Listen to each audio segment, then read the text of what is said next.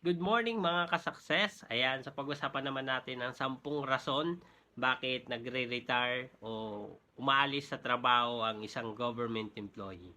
Okay, so number 10. Okay, so number 10 is health condition. Okay, so karamihan sa mga government employee, dahil sa sobrang sipag, di ba, 8 hours sobra dahil sa pagtatrabaho, 'di ba? So nagkakaroon ng mga health condition. That's why nakakapag-retire ng maaga kasi nagkakaroon ng sakit. So hindi kaya na sa trabaho kaya umaalis. Okay? So number 9. Number 9 is yung tinatawag naman nating too much working or tired. Okay? So ibig sabihin, bakit umalis ang isang government employee sa kanyang trabaho kasi is pagod na sa trabaho, 'di ba? Sipin mo, walang oras, sobra magtrabaho, 'di ba? Minsan 8 hours talagang sobra talaga mag-work, 'di ba? Tapos sa malupit napapagod, 'di ba? So parang nag-cycle na lang puro papagod, walang ipon. Okay? So number 8, terminate o tinanggal sa work. Okay? So mostly mga government employee, bakit umaalis sa kanilang trabaho kasi mostly may mga government employee na gumagawa ng kabulastugan, 'di ba? So, sample mga pulis, 'di ba? So, meron silang ginawa ahit sa trabaho nila kaya natatanggal sila sa kanilang trabaho. Not only PNP, 'di ba? Lahat naman halos meron din talagang mga tiwali, even teachers, 'di ba?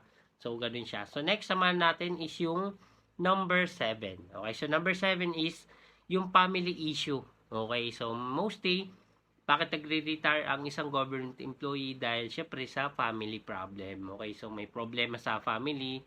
Sample, kailangan siya ng pamilya niya, kaya kailangan niya mag-stop sa kanyang trabaho. Okay? Especially kung malayo ka talaga dun sa trabaho mo, 'di ba? Lalo na mga government employee, mga teachers, mga police, 'di ba?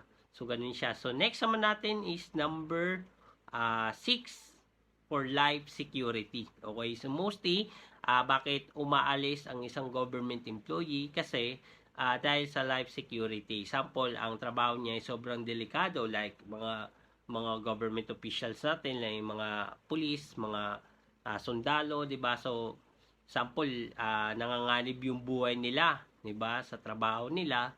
So mas gugustuhin pa nilang umalis na lang sa trabaho kaysa mamatay sila. Yan. So, okay. So, yun.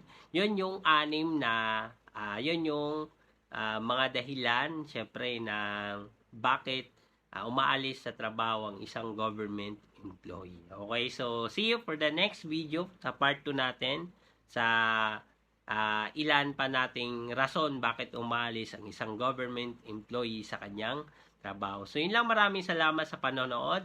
God bless. See you for the next video.